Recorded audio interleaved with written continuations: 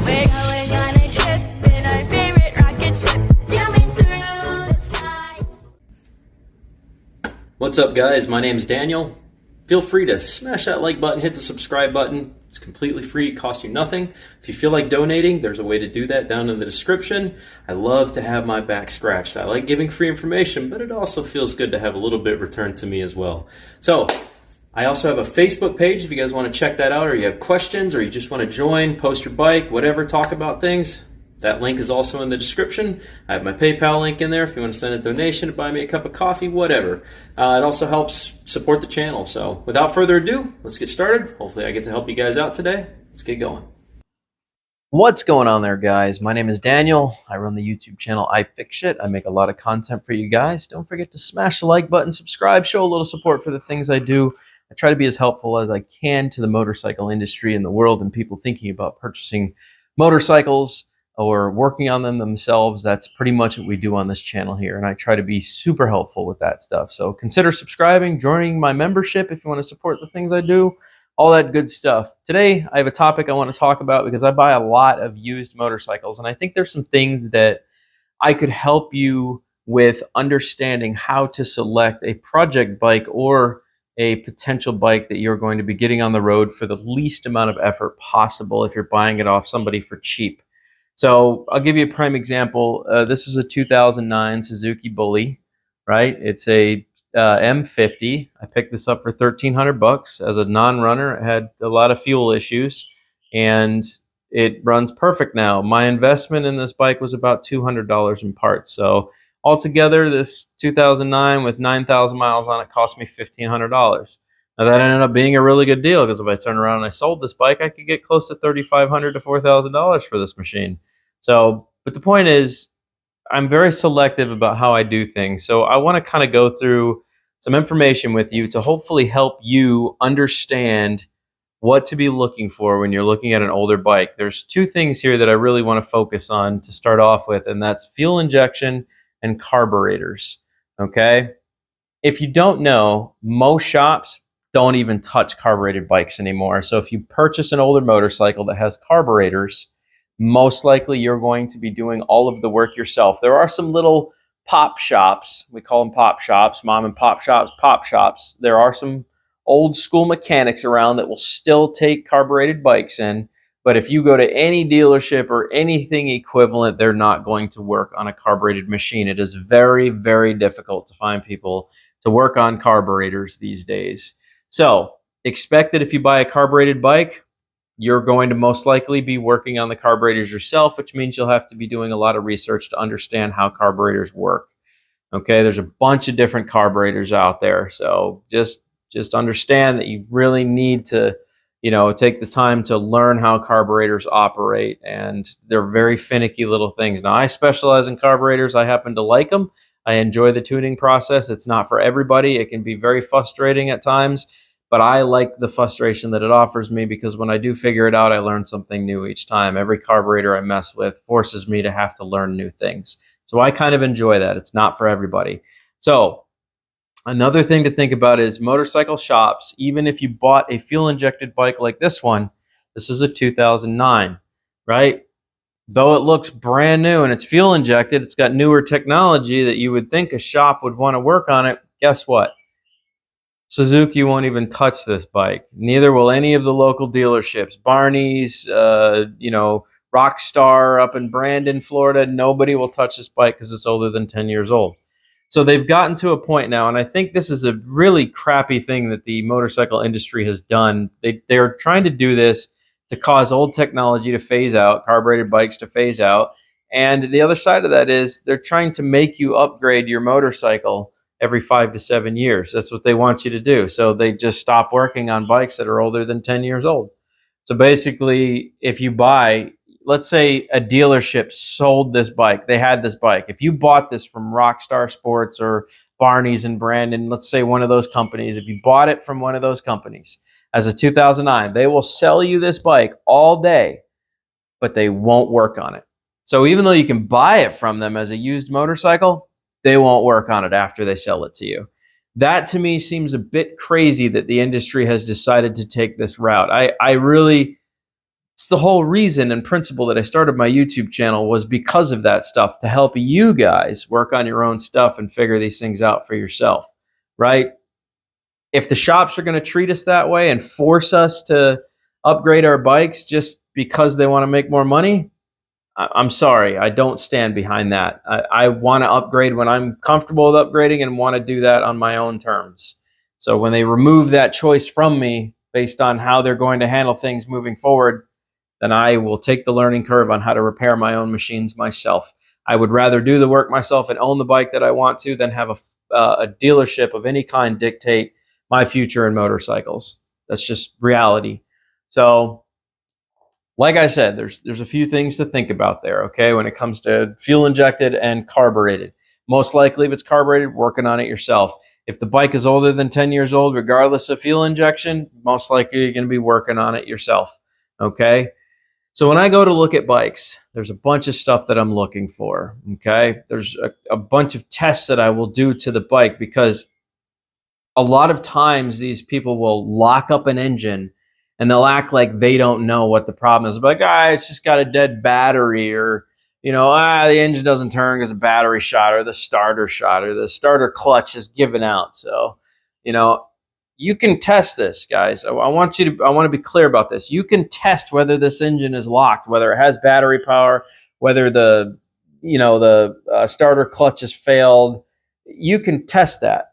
It's harder the bigger the CC bike is, the harder it is to test, but you can. If you get some pavement, basically what you're going to do is pull in the clutch, put it in second gear, okay? And you're going to push the bike 5 to 7 miles an hour. You're going to jump on the bike and you're going to let the clutch out. When you let the clutch out, slam your butt down on the seat really hard, because it'll put all that weight down on the tire and force the engine to turn over, okay? If the engine turns, then you know the engine is not locked up. So that is a quick, I do this test often when somebody say the bike doesn't start. I don't want to potentially buy a bike that somebody's selling me for $1,200 that it has a locked engine, and they're about to make out like a bandit because they know the engine's locked, but they're not telling you that, okay? It may take a few tries to get the engine to turn, depending on the displacement of the engine. If it's an 800,000 cc bike, it's going to take you a few times. That's why we start in second gear, because once the engine breaks loose, it turns over really easily in that gear. So ideally, what we're aiming for here is second gear, get it up to speed, jump on it. As soon as you let the clutch out, slam your butt down on the seat, and the engine should turn. If you hear the engine turn, then it's not locked up. But if that tire comes to a skidding halt, I would do the test 3 more times. If that tire continues to skid and doesn't break that engine loose, walk away from that bike. It's not worth it. It's not worth it. Most likely it has a locked engine. This dude knows it has a locked engine. He's trying to sell you a bike with a locked engine. He doesn't care. He just wants to get as much money as he can out of that bike that he's totaled at this point, and is going to need a ton of money to rebuild. You're now walking into a bike that's going to cost another $2,000 to get back on the road if you can't do the work yourself. If you take it to a shop, it's probably going to be $2,500. If you do the work yourself, probably around $500 to do the rebuild, the engine, the rings, and that's a huge job. It's a massive undertaking. It's not something you want to do. Test the engine. Make sure the engine is not locked up, okay? Another thing that I would do, take a battery jump box with you. If you have one, take a 12-volt battery jump box with you. Connect it to the bike. Make sure things power up, okay? I want to know that the electrical system is good. If it's not, take a little time. Ask the person if it's okay if you go through the fuse panel and look at the fuses, all right? Make sure there's no blown fuses, because if it was a blown fuse, you walked away from a potentially good bike that just had a blown fuse from sitting outside or weather, whatever the case was, okay? A lot of times people will do that. They'll turn the key, and if the bike doesn't power up, they'll just walk away from the machine, when really it was just like the main fuse blew, and just had to be replaced. I've bought bikes for $400 as non-runners and got them home, and I'm like, why is it not starting? And then realize the main fuse is blown, put in a new fuse, and now I have a $3,500 bike that I can just resell instantly that runs perfect with no issues. It just had a blown main fuse, and the person that sold it to me didn't know that. So I ended up with a super cheap bike. So there's a lot of little possibilities to be looking for when you're looking at motorcycles. Another big one that you really need to be paying attention to is feel your brakes. Make sure they're not locked. Okay, not that this is a huge one, but every part that you have to purchase on a motorcycle costs money. Okay, so the biggest thing I can tell you is before you actually go purchase the bike, go on eBay, go online, and see if you can get parts for that specific bike for cheap. Cheap. Okay, because the idea here is that you're taking a bike as a non-runner and you're getting it back on the road. You don't want a bike with potential parts that cost a fortune. Always look up the parts. Okay, so if guy says, hey, the front brake master cylinder shot, make sure you can get an aftermarket one for this for cheap, because these OEM parts cost like hundreds of dollars to replace. If you can replace it with a Chinese OEM one, I say go for it. You know, a lot of people look down on Chinese, but I've put a lot of Chinese brake master cylinders on bikes, and I have never had a failure. They work just as good as the OEM stuff, so I have no issues doing that, right? But a lot of the OEM stuff on bikes costs a lot. If you have a seat that's ripped or torn and you care about aesthetically pleasing looks, it is about $200 to have that seat recovered, okay, plus materials. So be thinking about this stuff. If the exhaust is wrecked, okay, if they've cut off the pipes and, oh, it just needs exhaust. Exhaust is very expensive. You're not getting off scotch-free with these parts. They make it sound like it's super easy when they do their sales post to get these parts. It's not, okay? An aftermarket exhaust for this bike costs like $400. If you're lucky, you can get the OEM set up on this, but most of the time the OEM costs as much as an aftermarket really nice kit, so that's something to consider, you know. But all these parts cost money. They're not cheap by any means, okay?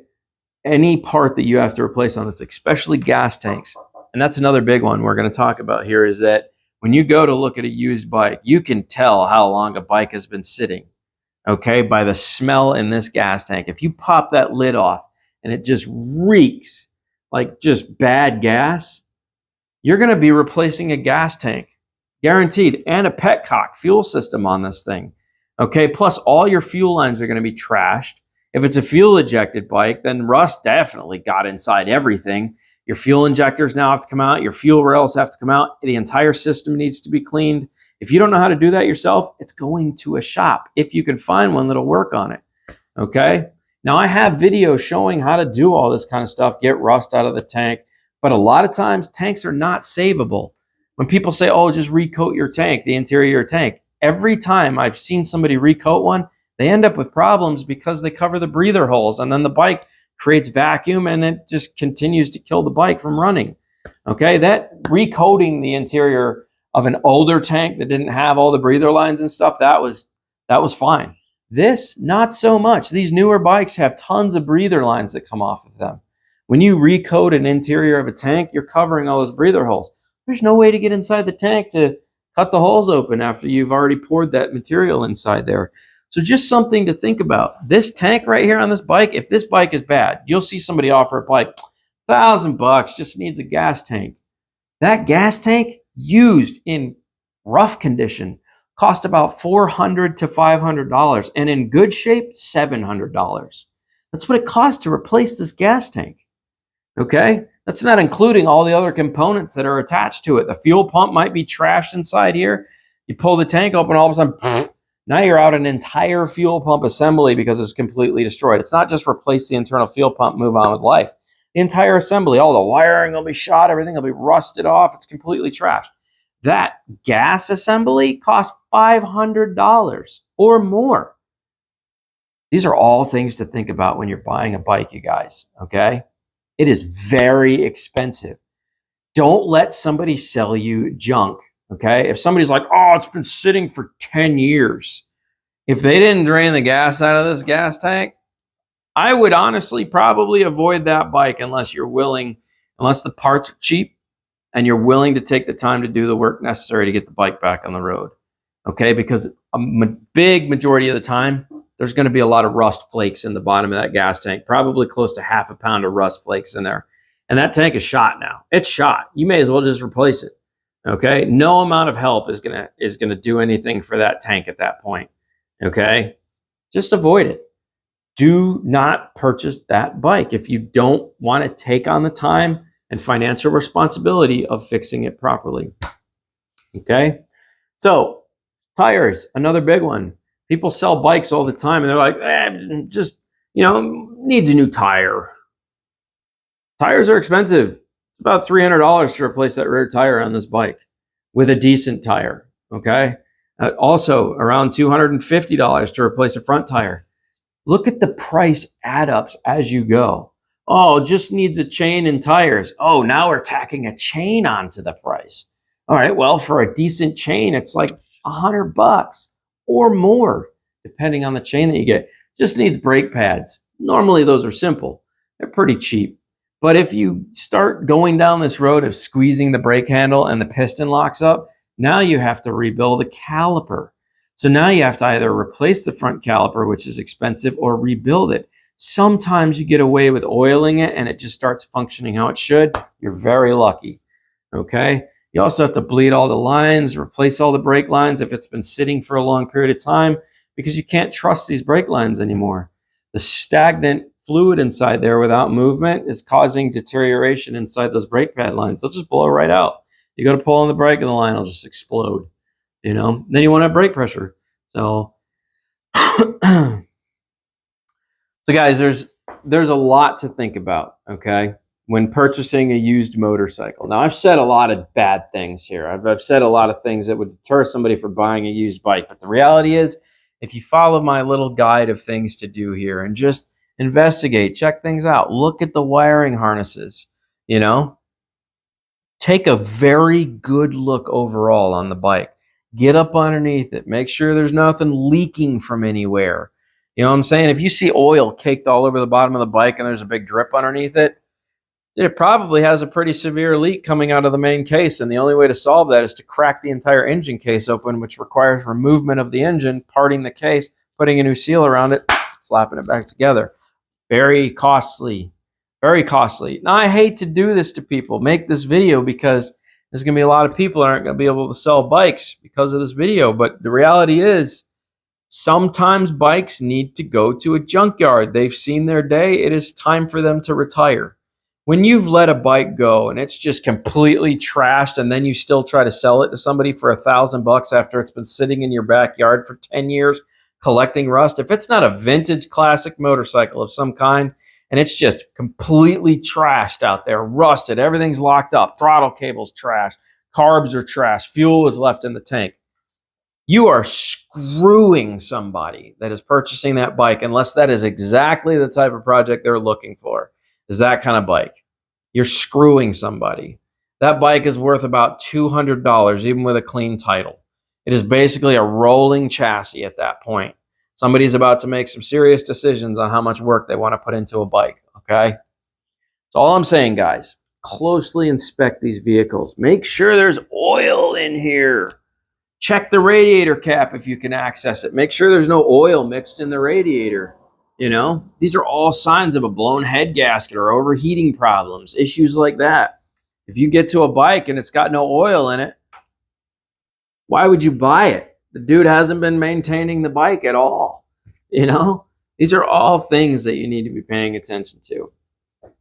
It's fun buying older bikes, you guys. I'm not going to sit here and say it's not. I don't mind the occasional project. I've picked up a lot of projects on this channel. Okay, and we've done a lot of bikes, but I also know what I am doing. Okay, so when people make the decision to get their first bike and they buy a cheap one and you start running into all sorts of problematic issues, get off of that bike. If it runs, sell it. Sell it for what you can get and move on to a different motorcycle. Do not keep chasing that bike. Let somebody like me buy the bike and figure out what's wrong with it. Right? There's plenty of people out there like me. If it at least runs, but you don't know what you're doing with it, sell it to me. I'll buy the bike. I'll take it home. I'll figure out all the problems with it. I'll resolve all the issues. And then I will put it back out on the road with a second life and sell it to somebody else in great condition. Right? You now have money. You didn't get screwed. You have enough money to go buy another bike. And, hopefully that project works out better for you. But don't just keep throwing money at motorcycles, you guys. If you don't know what you're doing, it gets very, very costly to buy these. and not be able to solve problems. Okay? I promise you it does.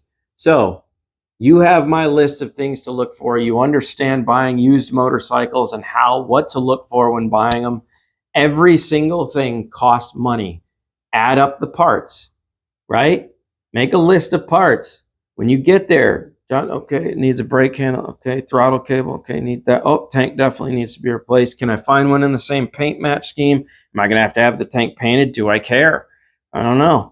No. Okay, yep, needs tires. All right, needs a chain. Oh, the belt needs to be replaced. Okay, belt.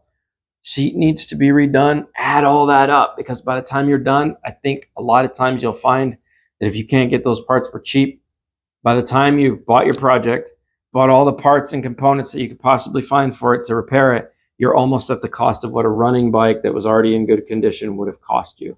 And that is how you evaluate whether a project bike is going to be worth it or not. Can I buy this machine and spend only a couple $100s on it, maybe up to $500? Can I fix this entire bike for $500 or less? That's how I take on every project. Do I think I can repair this bike for $500 or less? If I don't think the repairs can be done with that kind of money, I'm probably going to avoid the bike, because at that point, I could have just bought a bike that was in better condition. The most I spent on a bike is, like I said, this is probably the most. No, I can't say that. I spent $2,000 on another bike. Okay. And that one ended up selling for $4,500. So I made my two back and I made $25 on top of that after I repaired it and did all the work to it. But on average, guys, I spent $500 to $1,000 on a project bike. And it normally costs me between $100 to $400 to repair it, fix it, and either keep it and drive it or sell it, right? And fix it and flip it. Okay. I'm still making a couple grand off the bike. Okay. But outside of that, it's hard to get me to want to spend more, because I know what it costs to fix these. So when I see people posting crapped out, beat up, trashed bikes for $1,000, I can't help but giggle to myself, because I know they're just trying to screw somebody. Okay. Seriously, do a thorough job. If you know a mechanic or somebody that knows about at least engines, even if it's cars, take them with you. These really aren't that different than car engines. They all require the same thing to run. Okay. If I would inspect my car the same way I would inspect this bike. What does it need? Does it have oil? Yes. Is the radiator fluid in good shape? Yes. Transmission, does it work? Does the clutch work when I pull on the lever?